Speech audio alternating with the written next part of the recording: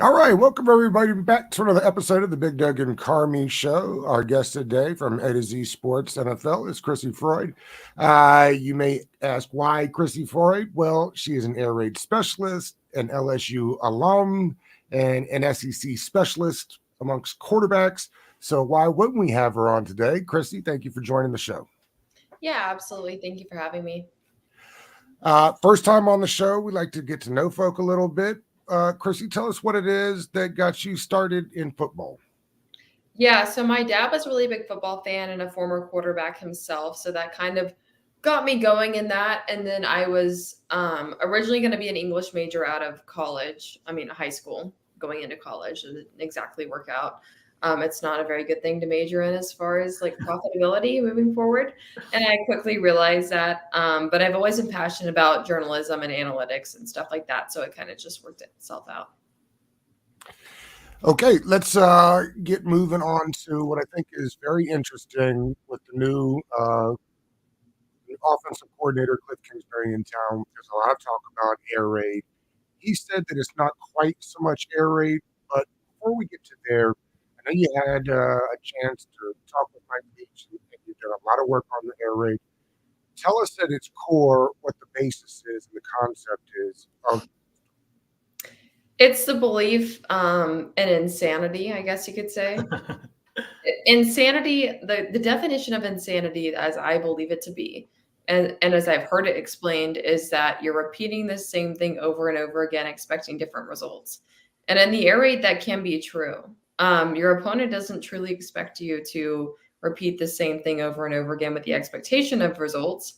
So they allow it to happen until you trick them. It's based purely on execution, doing the things, the 3 to 5 things that we've decided to do better than anyone else can do and better than anyone else can defend. And that's why it works so well. So, I mean, I guess it's the best way to describe the air raid. It's more of a philosophy than an offensive playbook. We don't really have a playbook.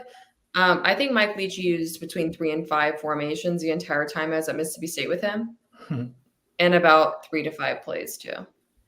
It was so easy a kindergartner could decode it. But I mean, they weren't trying to trick anyone. So that's why it worked so well.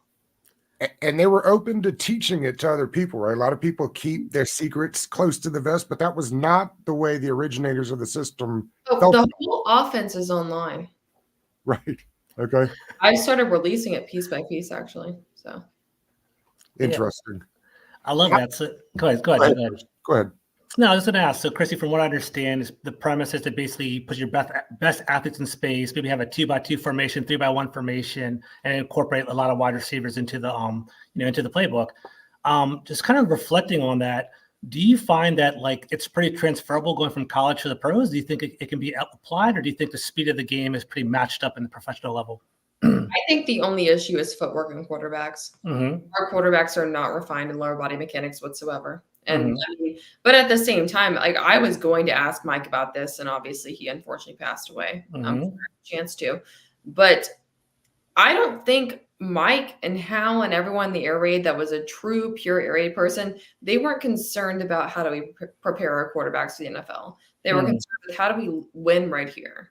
How do we win right here at the college football level? And I mean, the air raid went and transformed several college football offenses that had no business being on the map and put them on the map.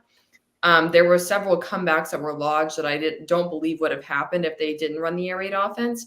And so that's a respect of it. That's the thing that's good about it. I also think, though, the NFL in general is littered with air raid concepts. So every NFL team, the same way that someone who runs the West Coast can say 24 of the 32 NFL teams use our terminology. Well, yeah, 32 of the 32 NFL teams use air raid plays. Makes sense. So I think it has its faults. I think nothing's perfect. I think no system's perfect, even pro style, as we call it. Mm-hmm. But I do think that every NFL team utilizes air raid concepts that air raid quarterbacks will use.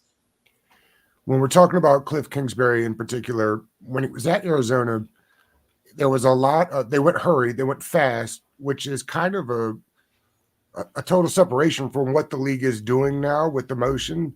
Lots of motion everywhere. Of course, if you're running motion, you can't go fast. So I'm curious your thoughts on that. And by the time Cliff was done in Arizona, They were run heavy, and they were running a lot of. What do you think Cliff has learned, and what do you have any idea what you think the offense might look like in Washington? I think it'll look like a mix of 2 or 3 things. I think that whenever a lot of air raid people go to the NFL, they tend to adopt other concepts at the same time, and perhaps that's necessary. I mean, I think when Cliff went to the NFL at first, it was almost predominantly air raid, and that was, unfortunately, as much as I hate to say it, part of the issue. And whenever you get to this different level, there are things you have to tweak and things you have to do, and I think that he's done that, and that's why we see the changes. Crissy, what are the issues in your opinion? Why do you think like Kingsbury had a tough time struggling in the next level? The hash marks are different. How am I to say that? But I think the hash marks are different. I think that plays a role in it. I think that the athletes we're seeing on defense are unlike anything we've seen before. They get faster and faster and faster every year. And I think that maybe 5 years ago and beyond, like we didn't see the need to do the things that we're doing now, but it's adapted this way now. He's used several different kinds of quarterbacks. Do you think as we kind of transition the conversation to what the Commanders may do at number 2, we hear about fits. Fits can be just as important as anything else when it comes to the success of these quarterbacks. Is there a particular type of quarterback that fits the system better? I would go with Drake May. If I were the Commanders, I would go Drake May as a quarterback. I think that's the best option for them. I think he holds the best ability as a pure pocket passer, because I think that and I'm talking about the debate that exists, that I believe this is going to come down to Drake May and Jaden Daniels. I don't think there's any other way to slice it. I wish it came down to J.J. McCarthy, because I think J.J. McCarthy is the best quarterback in this draft. Okay, interesting. But between those two, I mean, I only am so opinionated on this because I pushed the hell out of Jaden Daniels at Arizona State, and no one wanted to listen to me. People want to get mad because I don't push him anymore. But I saw what I saw at Arizona State, and what I've seen at LSU has been a one-year flash in the pan, in my opinion. I will gladly eat my words, and there's a chance I might, and I acknowledge that. If he capitalizes upon this last season at LSU and expands upon it at the next level where there's such a big jump to make. And he can do that. Whether or not he does remains to be seen, but I feel like people that haven't covered Jaden Daniels throughout his entire career the way that I have not seen how ugly it can get. Okay. And so I want to be convinced that we're past ugly. I thought last year was good, but not great. I thought this year was great. Let's make everything great moving forward. So it's funny. So one thing, people should start listening to you more, Crissy, because I know you're famous for nailing Brock Purdy. No one really gave him the critique. No one really supported him. Everyone says that. I know, it's so funny. I was very outspoken on that, and suddenly everyone remember it. That's awesome. You nailed it. I'm very impressed. So in regard to that, so for one, I know you're an LSU alum, so I'm kind of surprised you're not necessarily leading Jaden Daniels. One of the critiques for Drake May is that he has poor mechanics and maybe even lower body mechanics. So I'm kind of curious with your thoughts. I know that's really high and important for you. Like, do you think Drake May's mechanics are as poorly advertised as people talk about, and do you think they're fixable at the next level? Some people don't know what they're talking about. I mean, what I found with Drake May, I had more issues early on in the scouting. I mean, like I'm talking like a year and a half ago scouting. Okay. Lower body mechanics and sidearming things unnecessarily. I think he's starting to fix some of that. So I think he has mechanical adjustments to make. Not to the level of Michael Penix Jr. Jesus Christ. I think people should think more about that. I was shocked that everyone thought he was as good as he was, especially with the injury history. Yeah. But I think he has some soundness to find, but I think that he's come a long way since the last time I really actively scouted him. After the press conference yesterday with Adam Peters, he talked about not wanting to wait on a guy in the first round, someone that could come in and play right away. I hear more and more recently that Jaden Daniels is the guy that can come in and start right away and not Drake May. Where do you stand on Drake May needs to sit for a year? Because obviously the number 2 overall pick can't sit for a year. Every quarterback needs to sit for a year. I think that's the biggest broken issue with the NFL in today's era. It's very upsetting to me. I think there's so many quarterbacks whose talents have been squandered because people they underestimate how big of a jump this is to make. And I think that quarterbacks get ruined over and over and over again. I would love to see 5 years straight of all the picks sitting for a year with a clipboard and then go back and see the difference in how they panned out and how they would pan out. And I think you'd be really shocked. How will Drake May adjust? Is Drake May the guy because they ran something similar in North Carolina, or you just prefer the traits better of Drake May? I like the traits of Drake May better. I think they're both still raw to a certain extent, and I think they're still unproven to a certain extent, as are all of them. But I mean, I don't get the confidence that I had. I mean, I covered Joe Burrow my entire college career as I was graduating as a student at LSU, and I'd never been more certain about someone being ready to start and take command and to take an NFL offense to the next level the way that he did. And I didn't go to Iowa State, but I felt the same way about Brock Purdy. I don't feel this way about the top quarterback prospects in this class. They're all, I mean, when you look at the essence of them, how many of them are just bona fide 100% proven? You don't really find that here. There's a lot of ceiling. There's some good floor within it. But I mean, this quarterback class overall I think it'll end up being really good in hindsight. But I mean, to raise a lot of question marks, you're not wrong to do so. Who has a lower floor between the two, Jaden Daniels or Drake May? It seems like for no Jaden Daniels. Okay, why do you say that? Yeah, because people seem like he's a higher floor. Arizona State could not do it. I interrupted you. I'm sorry. What's that again? You question how much of that might be from the offensive scheme, and I give that some leeway because I studied these things. I haven't looked into Arizona State's offense specifically, but I kind of got the question. I mean, I looked at him and I was like, okay, so can you not throw the ball for a touchdown, or is your offensive coordinator not asking you to do so? And it seemed like he was able to develop to do that a little bit more at LSU. He had his faults at the same time, but yeah, I think I look at Jaden Daniels and I think that he was good last year and he was great this year. I mean, good the previous year before last year and then great last year. I look at his entire body of work, and when you look at the whole body of work and you've studied it year in and year out, you're just not as sold as everyone else who didn't look back at Arizona State. And I feel like a lot of NFL draft analysts and a lot of people that talk about Jaden Daniels do not know much of anything about Arizona State. I watched it all and I got slandered for promoting it all.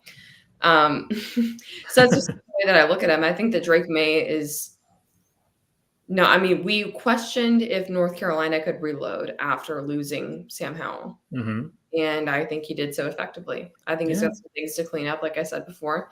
But I think that overall, from a traits perspective, I would be happier with my team taking Drake May than Jaden Daniels. And I think the overall picture that people see between those two is that Jaden Daniels is a much better quarterback. But I feel like those people that see the overall picture didn't watch the entire picture the way that I did. You have JJ at number 1 overall. We've had a bunch of people on here recently telling us how good they think he can be. Can he start day one? And why do you have him at number 1 on your big board for quarterbacks? Yeah, congratulations to everyone else on being late to the party. I'm happy to see we all at least come to consensus that he should be top 3, as he should. The way I view it now is, a lot of people who follow my work for a long period of time know that I am a very big advocate of the pure pocket passer. I think that the league is sped up to a point where that just doesn't work anymore unless you have improvisation ability. Improvisation ability is not mobility. But in that, I have shifted more to a quarterback who is passing first and foremost, because that is what we sign a quarterback to do. The receivers and the running backs do everything else in the offensive line. And if you're asking a quarterback to run around all the time, like Lamar Jackson and the Baltimore Ravens, the only team in unicorn that has mastered this to a point to where it's not an indicator of deficiency across your entire offense. Every other team, you're deficient somewhere. You shouldn't ask your quarterback to run all the time, or you don't have the pieces. It's common sense at the end of the day, regardless of who that offends or makes upset. But I mean, whenever we look at quarterbacks in particular, like, they have to be able to improvise behind the offensive line. And when we look at JJ McCarthy, this is a quarterback that people are like, oh, well, what did he do? He checked down like 7 yards, 5 yards the entire time. There's something called an offense and an offensive coordinator. And if that is how Jim Harbaugh's offensive coordinator at Michigan wants to run his offense to a way that they win a national championship, they knew what they were doing. FYI, in case you didn't catch that part. They knew what they were doing. They didn't need JJ McCarthy to do anything else. But does JJ McCarthy lack athleticism, improvisation ability, how it's for him? Absolutely not. There are so many untapped qualities that JJ McCarthy has that he is plenty ready to put on display for an NFL team. And so he has the highest floor in this draft class. And any team can win a Super Bowl with a high floor with everything else around him. Ask Brock Purdy and the San Francisco 49ers. Like, they didn't win it, but look how far they made it with the quarterback who was Mr. Irrelevant. Okay. He's better than half the people that got drafted ahead of him. Yeah, absolutely. All prospects, all positions, everything included. And I will not back down on that. So great. J.J. McCarthy has this incredibly high floor, and he has a very high ceiling that has not been shown before. And so to me, it's like, why do you not look at this quarterback that has proven to execute the game and can do all the other things ceiling-wise, and then we deem him to be, QB3, QB4? No, that's the best quarterback in this class. How do you not see that? Over Caleb Williams? Yeah, and the thing I look at too is Caleb Williams. My biggest thing with him is he didn't have a stellar season this year. True. He didn't blow anyone out of the water. Like, he didn't show anything generational, in my opinion. And then intangibles are so much more important than people think. I think that he's started to grow up. But like, how many times have you seen in recent history that a quarterback is supposed to go to the Chicago Bears and half the receivers and people over there are complaining about how they think that he might not be ready, or that he's a prima donna, or telling him, oh, watch out with that behavior over here. They're ready to receive him, but not really. Like, I mean, how many times have you seen that recently with the top projected pick? And I think that he's gifted from a mental processing standpoint. I think he's a very good passer from the pocket, but I don't think that I'm not sold on the whole generational ready to lead a team for the next 15 years thing. What kind of bump does JJ get for being under Harbaugh? Will the league give him a boost for that? Yeah. I mean, I think that it helps him to have been under Harbaugh, but I think it hurts him to have been in less of a freewheeling offense because he can't show everything he brings to the table. Sure. And I think game manager is not a bad label. I think the best thing you could hope for, based on the way the NFL has trended over the past 5 to 10 years, you want a game manager. Look at all these high ceiling quarterbacks we've had. What happened to Trey Lance? What happened to Malik Willis? Yeah. What are they doing? Brilliant. They're not doing it. They will never be doing anything again. You kind of They don't have a floor. You kind of answered my question. So I guess, what do you value more? Do you value production more at the collegiate level, or do you value traits more, like projection and seeing the upside of what a player has? I guess you value production, I suppose, correct? Yeah, I would say so. And as far as traits go, I go as far as accuracy and mechanics and things like that, not freakish athletic ability and stuff like that. You can get that out of anyone else, any other position. That's true. Absolutely. You mentioned the hash marks earlier, and I guess it leads to a broader discussion we've been having on the show recently, which is, how are we best to figure out what these guys will be from college to the NFL when seemingly the two sports are moving further and further apart? How do we get from one to the next? I think you look first and foremost for a quarterback who is completely intangibly sound.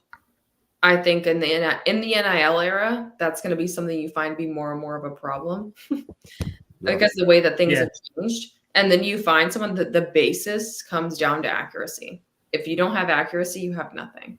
And I feel like we've unfortunately grown into an era of quarterbacks where we're not valuing the most important aspects of what a quarterback is. It's the flashy physical traits, and those flashy physical traits of the quarterback position will, unless you're Lamar Jackson 2.0, will never win you what you think you'll win with them. So you keep talking about intangibles, which I appreciate. Washington was recently in the news. I don't know if you caught this, in the media, but they had the QBs come by for a Topgolf event where they socialized and kind of were supposed to do social dynamics and interacting with each other as a group interview. Do you find that was inappropriate, or do you think that was a good kind of like a social experiment to get to know the players, to kind of figure out who the alpha rises from the situation? How do you feel about that? I think it's good. I mean, you want to know who is leading your team, don't you? Yeah, absolutely. 100%. It's unorthodox, yes. Mm-hmm. A little bit interesting, yes.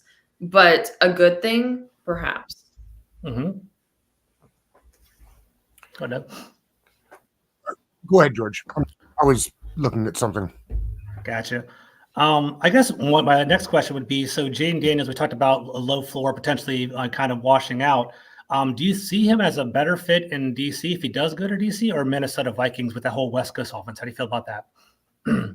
I think he's a better fit for the Vikings, but I think he brings, if he reaches his ceiling, a high degree of versatility and the ability to do quite literally anything in the NFL. Okay. I mean, I'm critical of Jaden Daniels based on what I've seen of him, but if he hits that ceiling, he's going to make everyone eat their words. he, at his best, brings anything and everything to an offense. And I am very pleased with the way I've watched him transition as a passer.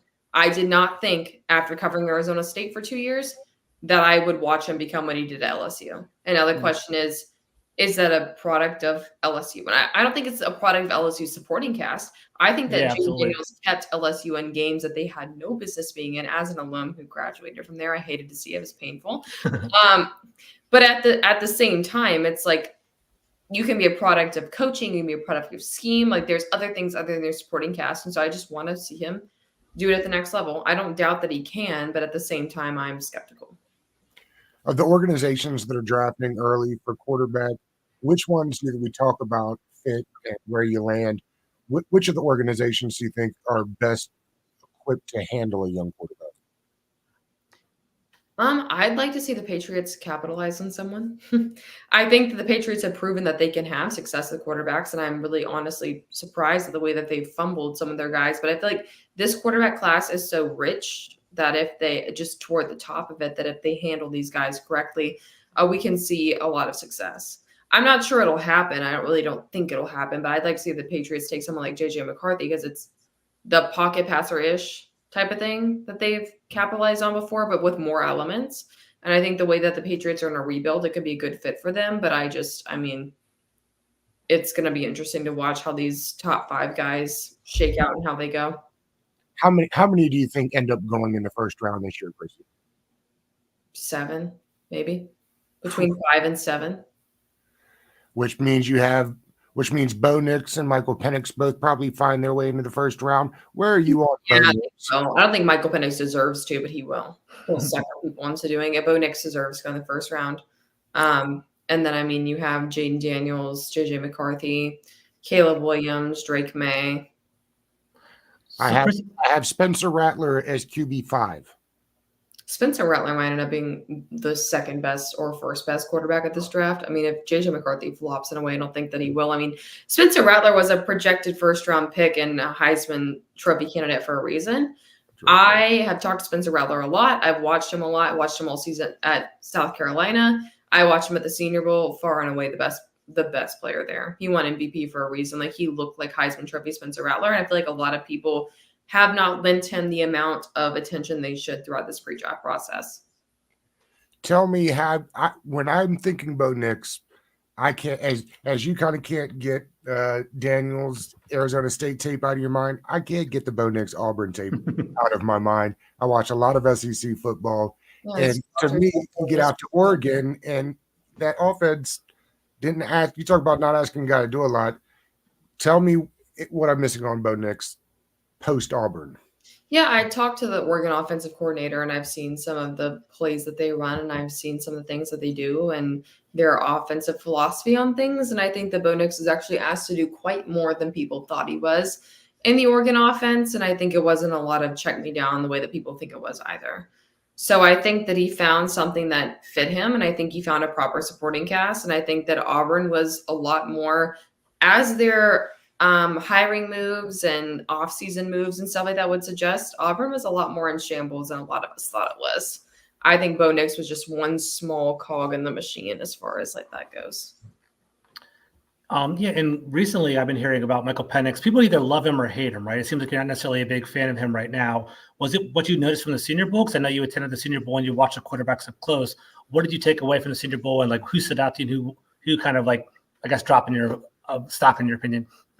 Michael Penix Jr. did not impress anyone with his mechanics last season. He talked about in the offseason about how he was trying to correct his mechanics. He made some small strides during the season, but he is still mechanically hindered, in my opinion. And a quarterback cannot win and succeed and find consistency without proper mechanics. And I think he got injured in the national championship, but I think that's part of the reason why he faltered before he was injured. Gotcha. Yeah, someone mentioned that he kind of relies on athleticism, right? He doesn't have the repetitive motion. He doesn't necessarily have the same mechanics. Quarterbacks who rely on athleticism never succeed. Go back and look at the records over recent history and go name me 3 in a row. You can't do it. Does Daniels have good mechanics? You obviously know more than me. I'm not exactly sure. Does he have great mechanics? Yeah. They've been perfected. I don't think they're complete. And overhauling mechanics on a quarterback is so scary because you risk messing up the entire animal. And I talked to a group of Alabama quarterbacks, and they all had mixed opinions. So it's a very, very controversial topic. I think that he's made strides, but I don't think that he's just he's not Tom Brady in the mechanics now. I think JJ McCarthy's the most mechanically sound quarterback in this class, which is why between that and LaFleur, it's why I pin him the best quarterback here. There's been this outcry of why you have to draft a quarterback this year because the class next year isn't very good. It feels like we always find quarterback classes that aren't good, and then by the time we get there, there's Carson back. Well, listen, as a Georgia guy, please wax poetically about how good Carson Beck will be next year. Oh yeah, high floor, really, really high floor. I think he has a higher ceiling than people realize. I think he's incredibly accurate. I think in terms of Georgia running it back after egregiously being left out of the college football playoff last year, that made me so mad. I'm not even a fan of Georgia. I was angry. I think he has everything. I mean, I'm going to scout him more in the coming days, in the coming weeks, but I think that he has everything you could ask for from a quarterback who manages the game well and brings some things to the table from his own right as well. So I think we're all excited about him. And there's a reason why people are pinning him as not only the best quarterback in the country, but perhaps the best prospect in the country as well. Quickly, what happened to Stetson Bennett, and will he be back this year in the NFL? Yeah, Stetson's been going through some things personally. I think that he's been just adjusting in general. He is back with the Rams right now. I think he's on an upward trajectory. I talked to a few people around him, and they all seem to carry the narrative of that maybe what's going on with Stetson Bennett is not what we think that it is in terms of rumors. I think there is some merit to some of them. But I think that he's very locked in, very much on the right path. And I think that he's ready to stay on track. I'm not sure if that ends long-term with the Rams, but at the same time, I think that he's a very high-end backup, and he's already defied the odds once. And I think that he's, just to say it again, another very high-floor quarterback that has shown what he can do. And I think he can do that for any NFL team at this level. So, Chris, we wrap each of these shows the same way. I think at this point we know, but just for the record, who would you take it to? Who do you think they will take it to? I take Drake May, but they're going to take Jaden Daniels. Yeah. Okay. Crissy, thank you. I know it took us a little time to get here. It was worth the wait. You were great, and hope to do this again down the road sometime. Absolutely. Thank you so much. Thank you.